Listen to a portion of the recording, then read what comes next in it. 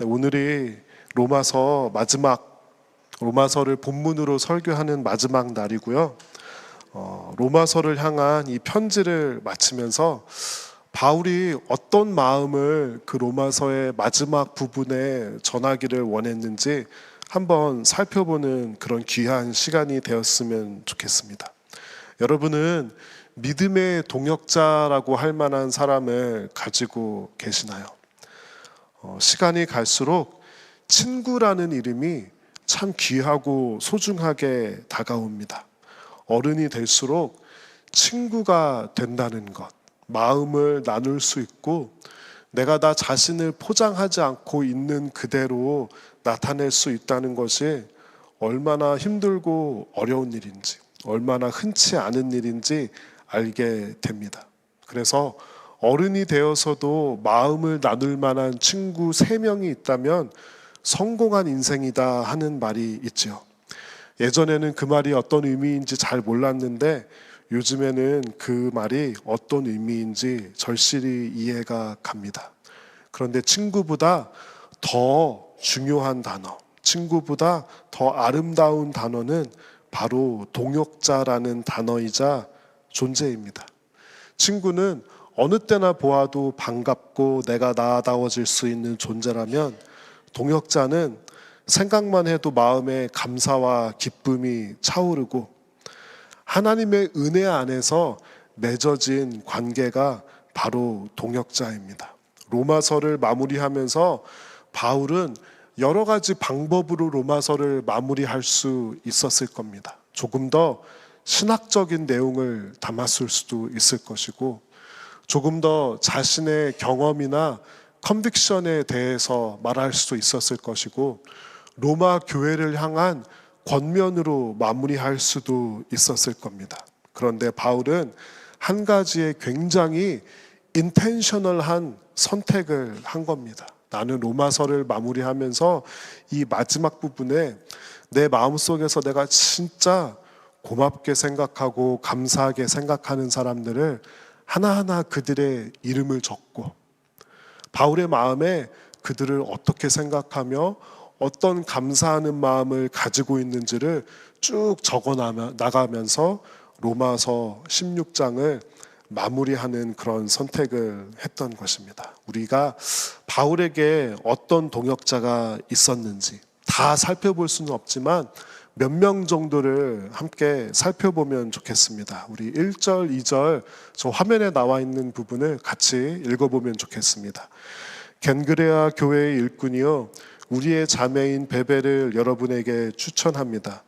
그는 많은 사람을 도와주었고 나도 그에게 신세를 많이 졌습니다. 먼저 자매 베베라는 사람이 있었습니다. 영어로는 피비인데요.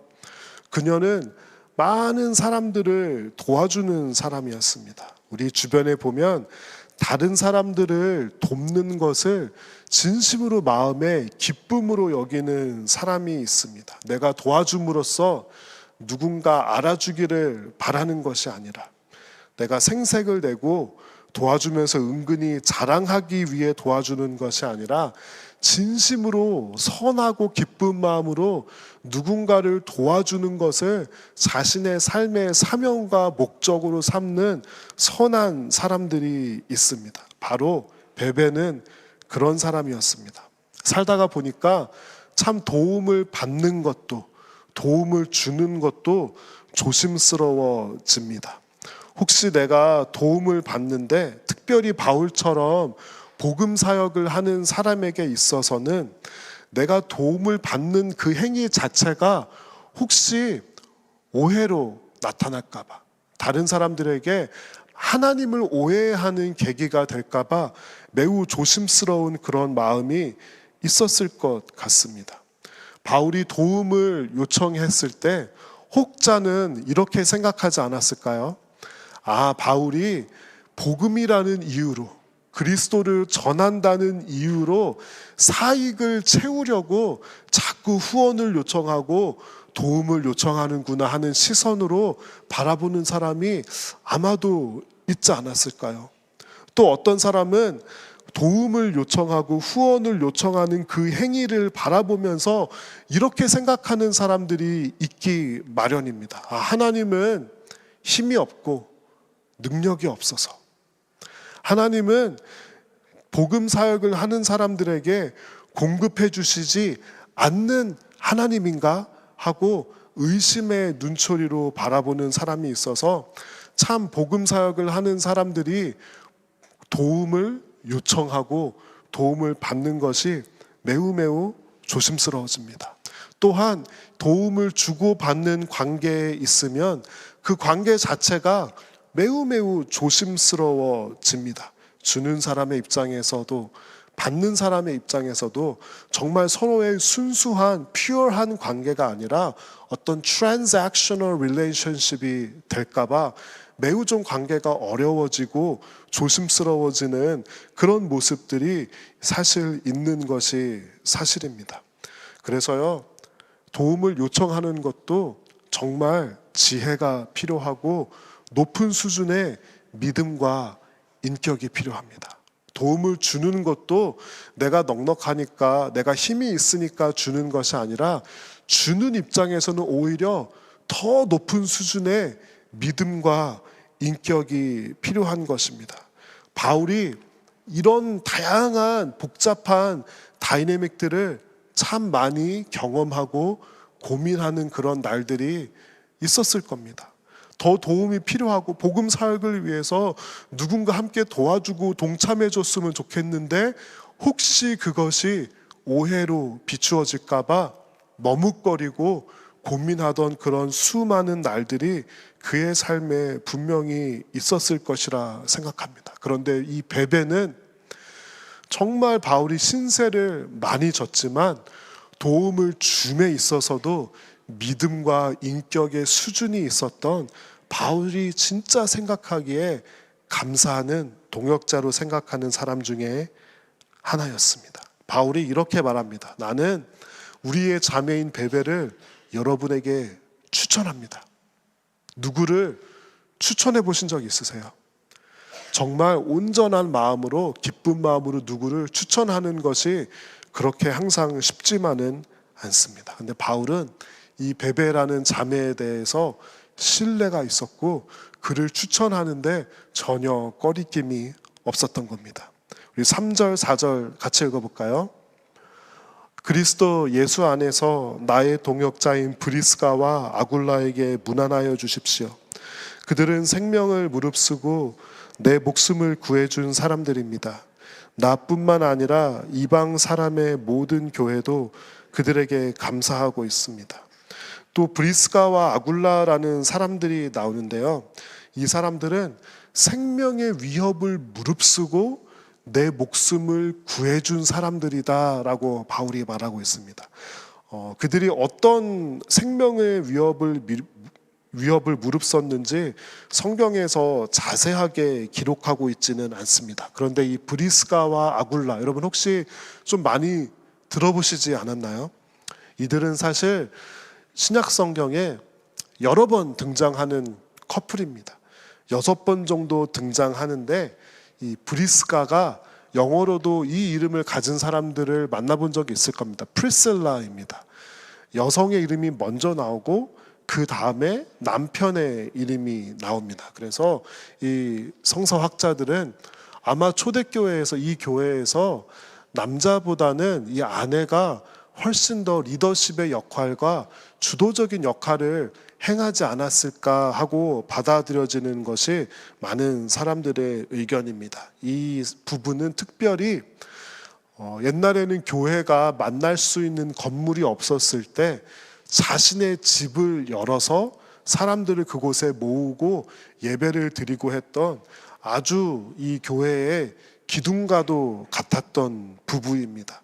부부가 마음이 맞아서, 이 부부가 마음이 맞지 않으면 함께 하나님의 일을 감당하고 교회의 기둥 같은 성도로 된다는 것이 참 쉽지가 않을 때가 있습니다. 그런데 이 브리스가와 아굴라는 부부가 아주 마음이 잘 맞았던 것 같습니다. 그래서 그들은 헌신할 수 있었고 삶과 가정과 교회가 하나로 연결된 그런 삶을 살았고요.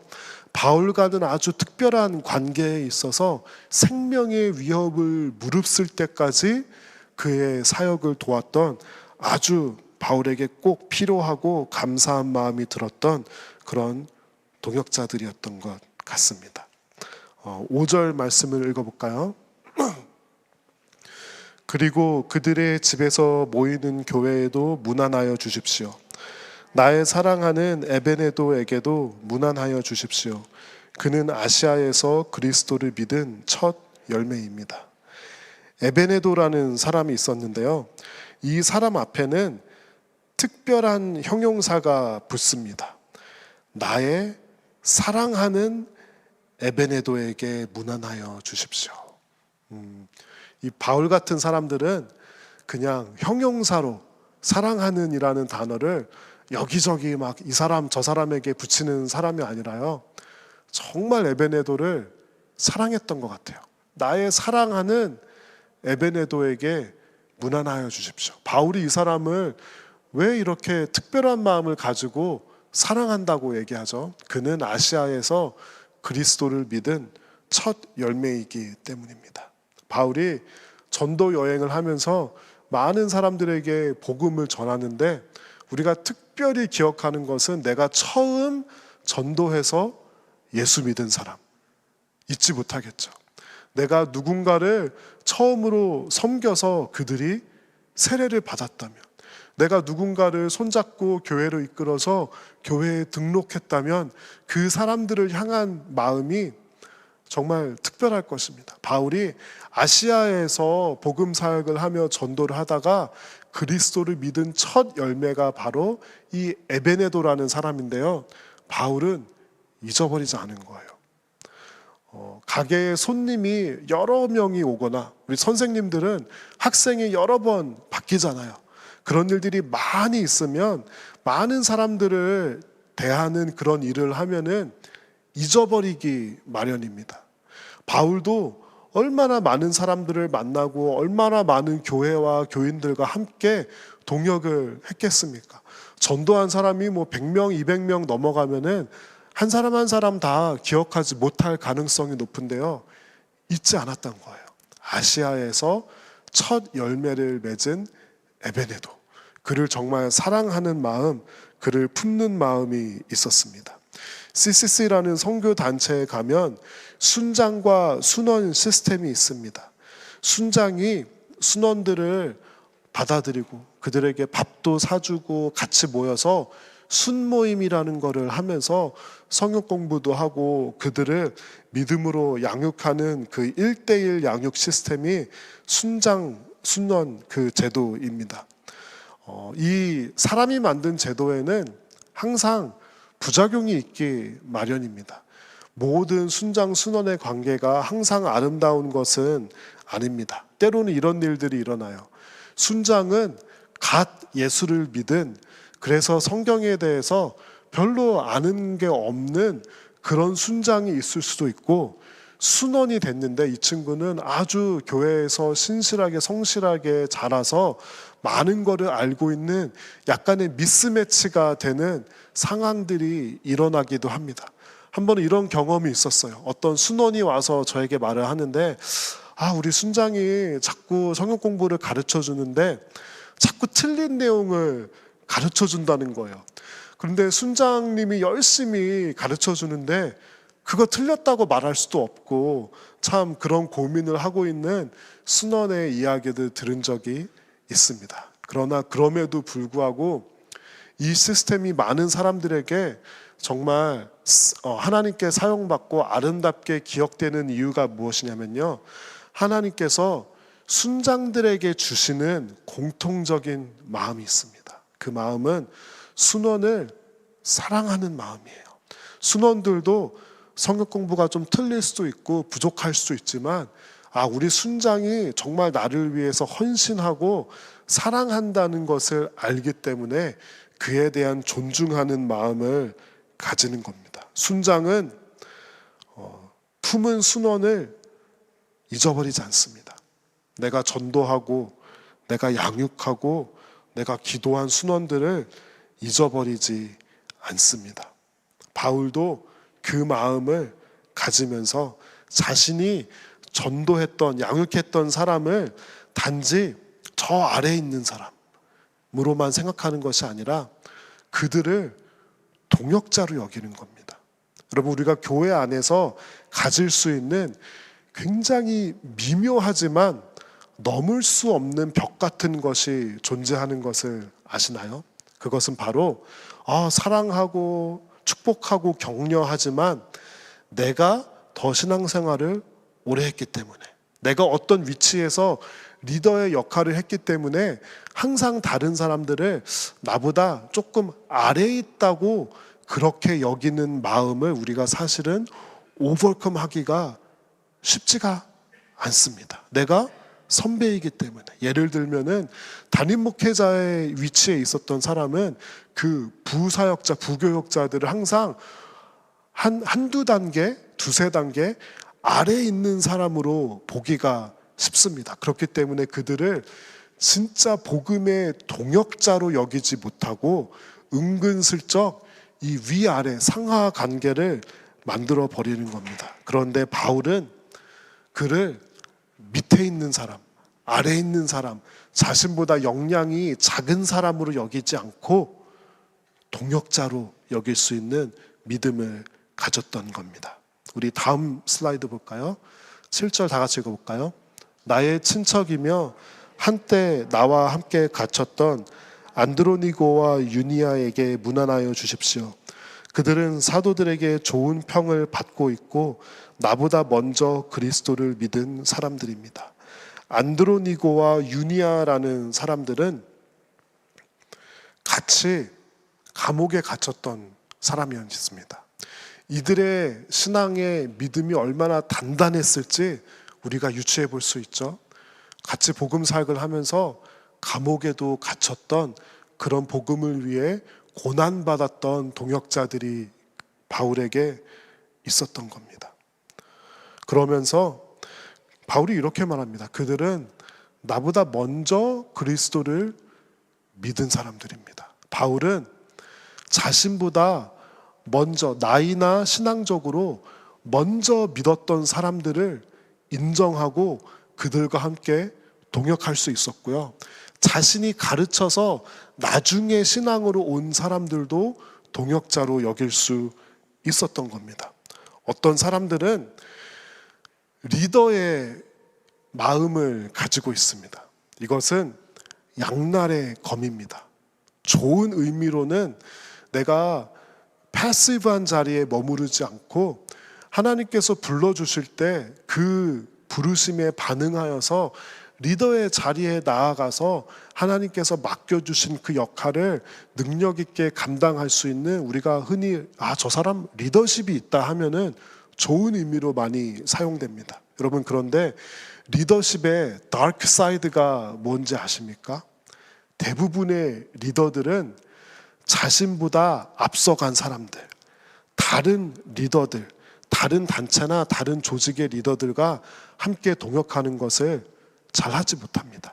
많은 리더들은 그 공동체 안에서 내가 항상 리더여야 하지, 역할과 은사와 시기와 때에 따라서 때로는 내가 스텝 다운해서 서포팅 롤을 할 수도 있고 때로는 리더의 자리에 갈 수도 있는데, 항상 내가 리더라고 생각하고 리더의 자리에 있어야만 하는 그런 사람들이 있습니다. 그런데 바울은 인정했던 겁니다. 이들은 They came before me. 나보다 신앙이나 믿음이나 성숙이나 연륜이 먼저 그리스도를 믿은 사람들입니다. 그들에 대한 존중함이 있었고요. 그들과 함께 동역할 수 있는 마음의 넓음이 있고 신앙의 매추리티가 있었던 것입니다. 바울은 깨달았습니다. 이 복음 사역은 절대로 혼자서 할 수 있는 것이 아니구나. 우리는 바울을 기억합니다. 그런데 이 성경에 보면은 바울의 사역은 절대로 그의 능력으로, 그의 신앙으로, 그의 믿음으로 혼자서 감당할 수 있는 것이 아니었음을 바울은 완벽하게 깨닫고, 그래서 이 로마 서신의 마지막 부분을, 이 사역은 개인적으로 내가 누구에게 감사합니다, 감사합니다, 감사합니다 라는 메시지도 있지만 사실 이런 메시지를 전하는 거예요. 로마 교회 여러분, 내가 돌아보니까 이 사역을 절대로 혼자서 감당할 수 없었습니다. 이런 사람들을 하나님께서 보내주셔서 이것을 팀 사역으로 감당할 수 있었던 이 메시지를 바울이 로마 교회에 전하고 싶었던 겁니다. 우리는 솔직히 말하면 이런 사람들, 안드로니고, 유니와 베베, 이런 사람들을 솔직하게 기억하지 못합니다. 오늘 제가 이렇게 말씀드리기 전까지 아마 브리스길라와 아굴라 정도 빼고는 이 사람들의 이름을 기억하는 사람들이 많지 않았을 겁니다. 그런데 하나님의 나라에서는 수면 위에 드러난 바울 같은 사람들도 있었지만 수면 아래에 있었던 수많은 사람들의 헌신과 위로와 격려와 동역이 있었기 때문에 바울이 능력 있게 복음 사역을 감당할 수 있었던 것입니다.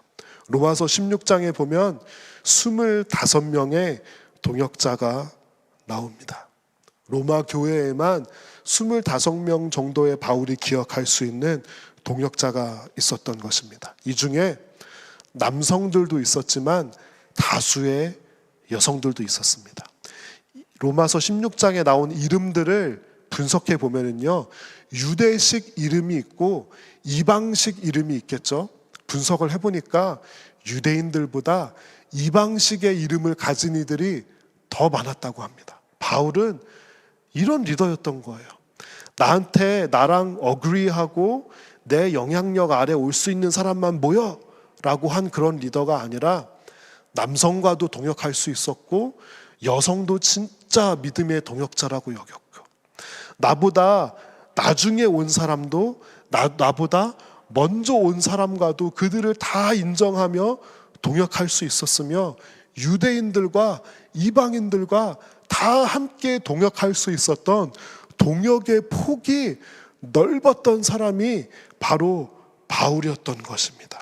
하나님께서는 바울의 이런 장점을 사용하셔서 우리가 성경에 읽을 때는 바울 혼자 사역했던 것처럼 보일 수도 있지만 로마서 16장을 통해서 우리는 바울의 사역이 철저한 팀 동역이었음을 알게 되는 것입니다.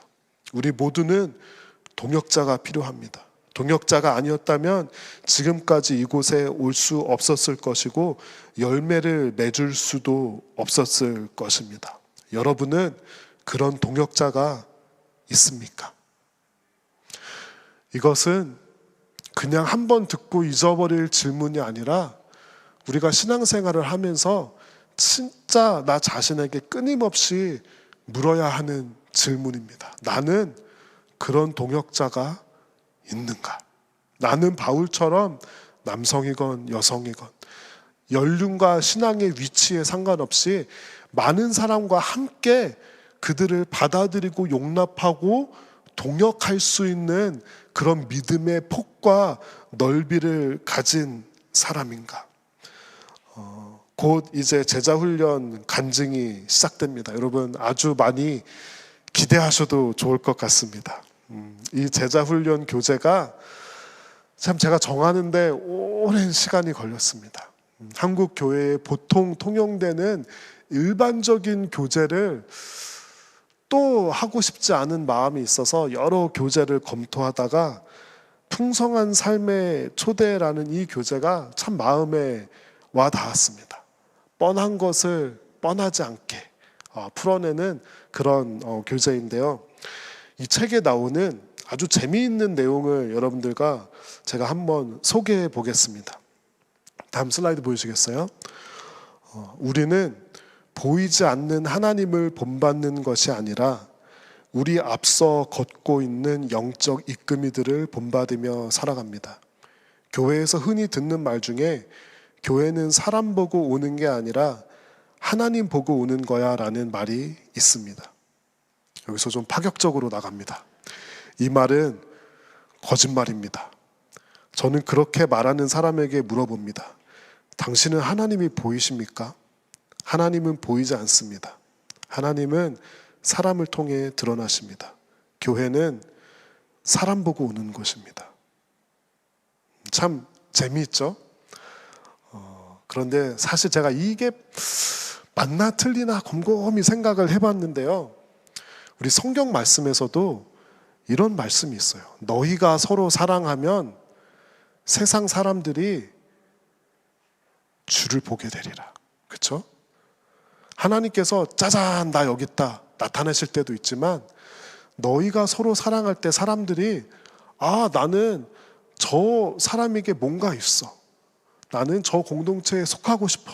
그러면서 하나님을 바라보게 되고 하나님을 만나게 되고 하나님을 찬양하게 될 거라는 말씀입니다. 저는 이 내용이 맞나 틀리나 좀 고민하고 씨름하다가 참 일리가 있다는 결론에 다르게 되었습니다. 이렇게 한번 생각을 해보죠.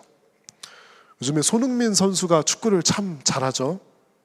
만약에 손흥민 선수가 이렇게 인터뷰를 했다고 한번 생각해 보았으면 좋겠습니다. 제가 조금 더 훈련해서 혼자 힘으로 상대팀 11명을 이겨낼 수 있는 축구 실력을 가질 수 있는 축구 선수가 되도록 조금 더 노력하겠습니다. 라고 인터뷰를 했다고 생각해 보시기 바랍니다. 그러면 그 인터뷰 내용은 합당한 내용일까요? 아닐까요? 물론 축구 선수로서 더 연습하고 연단해서 정말 팀을 하드캐리할 정도의 실력이 있는 선수가 되려는 그 마음은 우리가 알 수 있지만 하지만 아무리 손흥민 선수가 축구를 잘해도 1대 11로 싸워서 이길 수 있는 선수는 아무도 없습니다. 우리 교회 사역도 그렇습니다. 내가 기도를 많이 하고 내가 많은 능력을 발휘하고 불굴과 같은 의지와 믿음을 통해서 혼자 복음 사역을 감당할 수 있다고 혹시 생각한다면 그것은 착각일 가능성이 높습니다. 우리 모두에게는 동역자가 필요합니다. 제가 지난주에 Higher Calling Conference라는 대학생들이 모이는 컨퍼런스에 강사로 다녀왔습니다. 그곳에 가서 참 젊은이들 가운데 하나님을 예배하고 하나님을 섬기려고 하는 젊은이들에게 설교를 전하고 그 후에 세미나도 하고 또 다양한 학생들과 스태프들과 만나서 이야기도 하고 상담도 하는 아주 뜻깊은 시간을 보냈습니다. 제가 20년 전에 대학생 때 CCC를 하면서 다음 세대를 위해 기도하기는 했는데 실제 그들을 비주얼라이즈 할 수는 없었는데 20년 정도가 지난 다음에 하나님의 신실하심으로 대학가에서는 아직 하나님을 알고 헌신하려고 하는 젊은이들을 보았을 때 정말 마음에 밀려오는 깊은 감동들이 있었습니다. 예전에는 이런 컨퍼런스에 가면은 학생들이 눈에 자꾸 보였는데 이번 컨퍼런스에 가니까 그 단체를 섬기는 간사님들이 그렇게 눈에 보이는 겁니다. 저 사진들이 그 스태프들의 간사입니다. 저들 중에서는 풀타임 스태프들도 있고 발런티어 간사님들도 있습니다. 제가 아는 간사님들은 20년 이상 헌신하신 시니어 스태프 분들이고요. 제 나이 또래의 간사님들은 이제 중견 간사님들이 되었고 이제 젊은 20대, 30대 초반 간사님들도 있었습니다. 컨퍼런스를 하는데 자꾸 그들에게 눈이 가는 겁니다. 그들의 고민이 참 마음에 와닿았고요.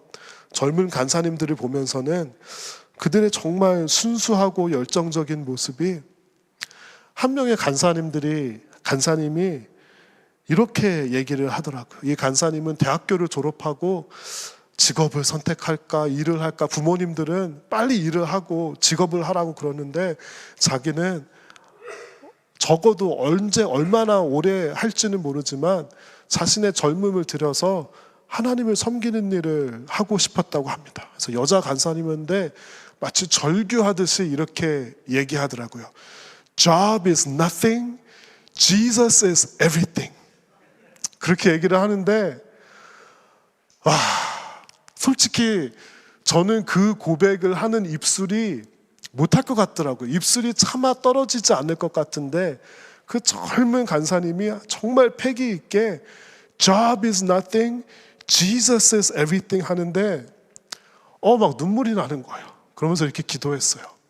저 간사님도 인생을 살다가 보면 풍파를 마주해서 저런 고백이 흔들릴 날이 분명히 오기는 할 테지만 하나님, 저 순수한 마음이 그 학생들을 사역하는데 정말 변하지 않고 전달되게 해주십시오. 그렇게 기도했습니다. 마지막 날 저녁에 그 순 무브먼트 대표 오윤태 목사님이 또 하나의 사진을 띄워주시면서 저 사진이 지금 온 여러 개 캠퍼스에서 순장으로 사역하고 있는 모든 순장들의 사진이라고 합니다. 저는 저 친구들 아는 사람이 거의 없습니다. 누군지도 모르는데 저 사진을 보여주는데 공기가 느껴지는 거예요.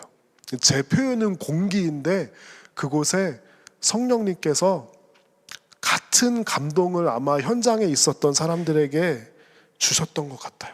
서로 울컥울컥 하는 거예요. 그러면서 저들이 나의 동역자이구나. 각자의 자리와 위치에서, 각자의 캠퍼스에서, 각자의 삶의 현장에서 고민과 갈등을 가지면서도 순장으로 하나님을 섬기겠다고 같은 믿음으로 헌신한 그들이 나의 동역자이구나 라고 오윤태 목사님이 설교를 하시는데 저도 막 눈물이 나고 주변에서 어깨가 들썩들썩이면서 울더라고요.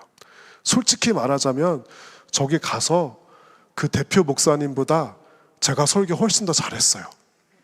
그런데 그분이 주었던 감동을 학생들에게 주지는 못했습니다. 왜 그런지 아세요?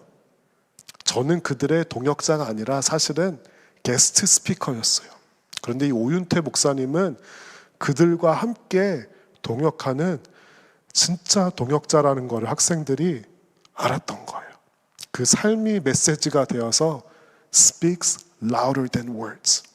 저 사진을 보면서 이런 마음을 가지게 되었습니다. 저들은 젊지만 저도 설교하러 강사로 가면서 한참 나이가 어린 학생들로 보았는데 실제로는 그렇지 않다는 것을 깨닫게 되었습니다. 정말 이렇게 많은 동역자가 있는 그들은 하나님 안에서 정말 부요한 자들이구나. 젊음을 하나님께 드리는 그들이 나보다 더 큰 믿음과 지혜를 가진 자들이구나. 그러면서 또 우리 신앙 공동체와 나무 교회를 생각해 보았습니다. 하나님께서는 한 교회로 예배와 믿음의 공동체로 불러주셨고 함께 붙여주셨습니다. 서로 믿음의 동역자, 사역의 동역자가 될 수 있도록 하셨습니다. 하나님께서 불러주신 것은 그 누구도 혼자서 감당할 수 없기 때문에 함께 우리가 서로 한 몸이 되어서 하나님의 일들을 감당해야 하기 때문에 함께 은혜를 나누고 감사를 나누어야 하나님의 사역이 힘을 받고 복음이 우리의 서라운딩 밖으로 펼쳐져 나갈 수 있기 때문에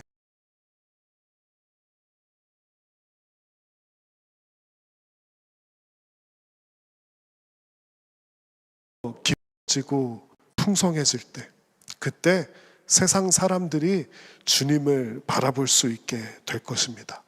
서로 진심으로 동역자라고 생각하고 감사하며 그것을 마음속에만 붙잡아 두지 않고 그것을 표현할 때 우리는 복음 안에서 동역자가 되어서 바울이 자신의 동역자들에게 가지고 있는 그 마음을 가지고 로마서 16장을 써내는 그 마음을 가지고 서로를 감사하게 존귀하게 여기며 비로소 하나님의 소명을 이룰 수 있을 것입니다.